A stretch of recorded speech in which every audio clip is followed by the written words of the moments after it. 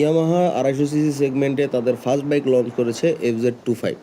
তো FZ25টা লঞ্চ হয়ে যাওয়ার পরে তাদের ফেসবুকে মার্কেটিং বা অন্যান্য যতগুলি ইভেন্টের কাজ তারা করতেছে, প্রতিটার মধ্যেই তারা ভালো বলার থেকে গালির সংখ্যা বেশি শুনতেছে।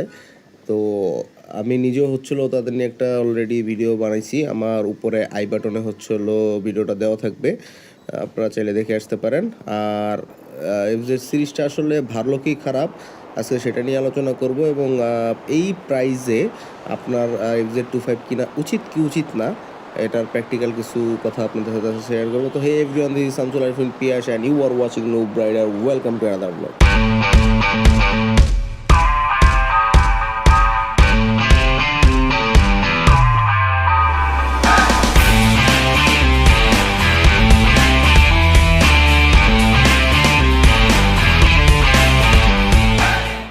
ইয়ামাহা অ্যাকচুয়ালি 3টা সেগমেন্টে তাদের বাইক লঞ্চ করে থাকে তাদের কনসেপ্ট অনুযায়ী। সেটা হলো লো পাওয়ার এবং বেস্ট কমফোর্টের দিক দিয়ে তারা এফজেড সিরিজটা, ভালো মাইলেজ এফজেড সিরিজটা তারা লঞ্চ করে।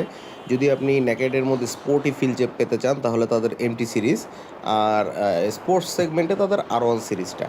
তো এটার মধ্যে এফজেড সিরিজটা বাংলাদেশে খুবই পপুলার।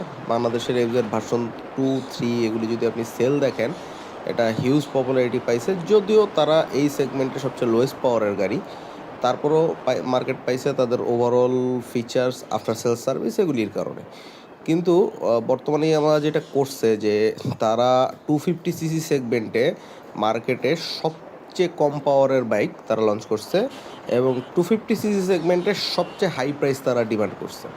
এখন এইগুলি যদি আমি স্পেসিফিকেশন আমি সাইডে রেখেও তাদের অন্যান্য জিনিস নিয়ে কথা বলি, তারা যেমন একটা অনুষ্ঠান করছে, সেখানে কিছু সো কল মডেল অভিনেত্রী এদের নিয়ে এসে খুবই অশালীন পোশাক পরায় নাচ গান করাইছে, যেটা আমাদের কালচারের সাথে যায় না। এটা যেমন একটা নেগেটিভিটি তারা ছড়াইছে। আরেকটা জিনিস যেটা করছে তারা, যে আপনার বাইকটাকে তারা ট্যাগলাইনটা দিছে রুল দ্য রোড। হ্যাঁ, রুল দ্য রোড বলছে। রুল করবেন কিভাবে আপনি? বাইকে আপনার না আছে পাওয়ার, না আছে অন্য কোনো ফিচার, না আছে কোনো আপডেটেড কোনো কিছু, ট্র্যাকশন কন্ট্রোল নাই, মিটার আপডেটেড না, ভার্সন 3 এর মিটার আপনি ধরায় দিচ্ছেন না, আপনার চাকা আপডেট করছেন, কিছুই করেন না, জাস্ট ডুয়েল চ্যানেল ABS দিয়ে একটা গাড়ি আপনার ধরায় দিচ্ছেন আর অয়েল কুল দিচ্ছেন। তো ওই জিনিসগুলি আপনি না দিয়ে আপনি চাচ্ছেন আপনার বাইক মানুষ কিনবে। তো তাদের আসলে বোঝা উচিত ছিল যে FZ ভার্সন 4 যেটা তারা লঞ্চ করছে সেটাও কিন্তু মার্কেট তারা ওইভাবে ধরতে পারে নাই। ভার্সন 3 এবং ভার্সন 2 যেভাবে মার্কেট ধরছে, বা ফেজার যেভাবে মার্কেট ধরছে, সেই তুলনায় FZ ভার্সন 4ও কিন্তু ফ্লপ হয়েছে। আমি রোডে ওইভাবে দেখি না, আপনারা দেখেন কিনা আমি জানি না। আগে যেমন ইয়ামার আর সুজুকির এই জিক্সার আর FZ এর সিরিজটা প্রচুর রাস্তায় দেখা যাইতো, FZ ভার্সন 4 কিন্তু ওইভাবে রাস্তায় দেখা যায় না। তো এটা দেখা না যাওয়ার অবশ্যই তো কারণ আছে। এইগুলো একটা জিনিস, ওইখানে তারা ধরা খাওয়ার পরও তাদের শিক্ষা হলো না। তারা কি করলো, FZ25 4,35,000 টাকায় মার্কেটে ছেড়ে দিল। কিন্তু আমার হিসাবে বাইকটার প্রাইস অ্যাকচুয়ালি হওয়া উচিত হলো 3.5 লাখ থেকে 3,60,000-এর মধ্যে। এটার নর্মাল কনসেপ্ট আপনার পালসারের N250 যেটা বের করছে সেটা ইন্ডিয়াতে প্রাইস বেশি FZ-এর 25 থেকে। তারপরও তারা 3,40,000-এ বাইকটা রিলিজ করছে। সেখানে FZ-এর ধরলাম আমি ইয়ামাহার মার্কেট ভ্যালু হিসেবে 20,000 টাকা তারা বেশি পায়, তাহলে 3,60,000 সর্বোচ্চ তাদের প্রাইজিং হতে পারে, এর উপরে হওয়ার কোনো যৌক্তিকতা নাই। কিন্তু সেখানে তারা বাইক লঞ্চ করছে 4,35,000 টাকায়। এবং আপনি কি মনে করেন যে পাবলিক ইয়ামাহাকে এই যত ট্রল ভিডিও, যত ট্রল ফেসবুকে ছড়াচ্ছে, এটা কি ইয়ামাহা বাইক খারাপ সেই জন্য মানুষ ছড়াইতেছে? এটা ছড়ানোর কোনো কারণ নাই। ইয়ামাহা একটা নামি দামি ব্র্যান্ড, এবং টোটাল ফুল ওয়ার্ল্ডে তারা ব্যবসা করতেছে। তো তাদেরকে গালাগালি করা হচ্ছে তাদের বাইকের জন্য না, তাদের বাইকের ওভার প্রাইসিংয়ের জন্য। এটা যদি আপনি না বুঝতে পারেন তাহলে তো ভাই আপনার সাথে এক্সট্রা কথা বলার কোনো মানে নাই। 4,35,000 টাকার বাইক নর্মালি ধরেন আপনার MT সিরিজ, তাদের যেটা MP15 যেটা, সেটা আপনি 4.5 লাখ টাকার মধ্যে পেয়ে যাচ্ছেন, এবং ফিচার এটার থেকে 1000 গুণে বেশি। তাহলে আমি কেন আপনার FZ25 কিনবো? Just for higher CC? এই জন্য ফিচার তো নাই আমার কোনো, না আছে কোনো সেফটি ফিচার, না আছে মোটা চাকা, না আছে কোনো ট্র্যাকশন কন্ট্রোল, না কিছুই নাই। সেখানে FZ ভার্সন 4 যেটা তারা লঞ্চ করছে সেটার মধ্যে তারা MT মিটার ইউজ করতে পারছে, সেখানে তারা ট্র্যাকশন কন্ট্রোল ইউজ করতে পারছে। কিন্তু 250 সিসি সেগমেন্ট যখন বের করছে সেখানে তারা মান্যতা আমলের বস্তা পচা মাল ধরায় দিচ্ছে। তো আপনি বাঙালি এতই ছাগল যে হচ্ছে হলো আপনি যাই দিবেন তাই খাবে, এটা তো হয় না। তো ইদানিং ফেসবুকে বিভিন্ন গ্রুপগুলিতে দেখতেছি তারা বলতেছে রাস্তার সিংহের উপর হচ্ছে হলো সবাই উল্টাপাল্টা বলে। তো ভাই সিংহ হইলো কীভাবে? সিংহ যে গর্জন করবে, গর্জনের আগেই তো তার ম্যাও করে আওয়াজ বের হয়ে যাবে। তো এফজেডের যারা দালালি করতেছেন, সেটা ব্লগার হোক বা সেলস গার্লরা হোক, সেলসম্যানরা হোক, আর আমার খুবই বাজে একটা জিনিস যেটা, তারা হচ্ছে হলো মেয়ে দিয়ে মার্কেটিং করে। তাদের সেলস গার্লগুলি দেখবেন গ্রুপগুলিতে খুবই অ্যাক্টিভ, বাইকিং গ্রুপগুলিতে, এবং সেখানে তারা খুব পোস্ট দেয়। নিজেরা তো বাইক চালাই না, কিন্তু তারা হচ্ছে হলো গ্রুপগুলিতে সিংহের গর্জন দেওয়াই দিচ্ছে। তো বাইক যেটাই হোক, সিংহের গর্জন দিক আর বাঘের গর্জন বা বিড়ালের গর্জন যেটাই দিক, ইয়ামাহা বাইক হিসেবে খুবই ভালো বাইক।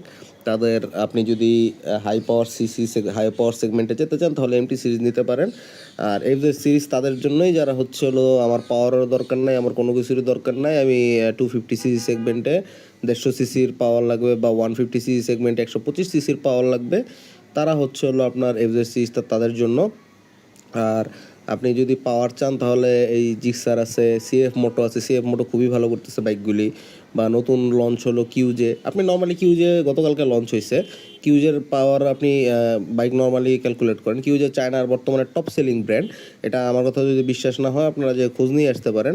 তারা তাদের 180 সিসি সেগমেন্টের বাইক লঞ্চ করছে হলো 2,59,000 টাকা, আর 160 সিসি সেগমেন্ট লঞ্চ করছে 2,40,000 টাকা। হ্যাঁ, ধরলাম আমি সেটা চাইনিজ ব্র্যান্ড, তার জন্য তার মার্কেট ভ্যালু হিসেবে 20-30 হাজার টাকা, 40,000 টাকাই তার কম হইলো।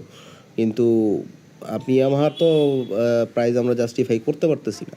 ইয়ামাহা কখনো শুধরাবে বলে মনে হয় না। এই ইয়ামাহার ব্র্যান্ডিংয়ের পিছনে তারা আসলে অনেক টাকা খরচ করে, এই কারণে বাইকেও তাদের দাম বাড়ে, কিন্তু ব্র্যান্ডিংয়ের পিছনে তারা নিশ্চয়ই এত টাকা খরচ করে না যে পার ইউনিট বাইকে তাদের 1 লাখ টাকা করে মার্কেটিংয়ের খরচ যাচ্ছে। তো এটা যদি করতে হয় ভাই, আপনি বাইক বেচা বন্ধ করে দেন, আপনার বাইক বেচার দরকার নাই। আপনি এসব ঠেলাগাড়ি আমাদেরকে গছায় দিয়ে লাভ নাই। আমি পার্সোনালি এফজেড সিরিজ পছন্দ করি না, কারণ আমি বাইক চালাই থ্রিলের জন্য। হ্যাঁ, আমার টপ স্পিড আমি দেখবেন না, আমার যারা ব্লগ দেখেন যে আমি রাস্তায় টপ স্পিড, আমি একটা লিমিটেড স্পিড তুলি, 80-100 একটা স্পিড আমি হাইওয়েতে গেলে তুলি, কিন্তু ওই টপের দিকেও আমার মন মানসিকতা নাই, এবং আমার ওই টাইপের রেস করার ইচ্ছা নাই। মাঝে মধ্যে একটু টানাটানি করতে সবারই ভালো লাগে বাইক যারা চালাই, তো ওই নর্মাল থ্রিলটা পর্যন্ত আমি এনাফ, এর বেশি আমার লাগবে না। কিন্তু তাই বলে হচ্ছিল রাস্তায় আরেক গাড়ির পিছনে, রিক্সার পিছনে বসে থাকবো, এটাও আমি মানতে পারবো না। তো 250 সিসি সেগমেন্টে এফজেডের 25টার প্রাইস 3.5 লাখ থেকে 3,60,000 টাকা হওয়া উচিত। এটা আমার যারা প্রোটেস্ট করতেছে, প্রোটেস্টকে আপনারও সাপোর্ট দেওয়া উচিত। তাতে হচ্ছে হলো ভবিষ্যতে আইসিআই মোটরস তাদের বাইকের দাম কমাবে। তো আজকের ভিডিওটা এই পর্যন্তই, দেখা হবে সামনের কোনো ভিডিওতে। চ্যানেল নতুন হলে অবশ্যই একটা সাবস্ক্রাইব করে দিবেন। তো দেখা হচ্ছে সামনের ভিডিওতে, সেই পর্যন্ত সবাইকে খোদা হাফেজ।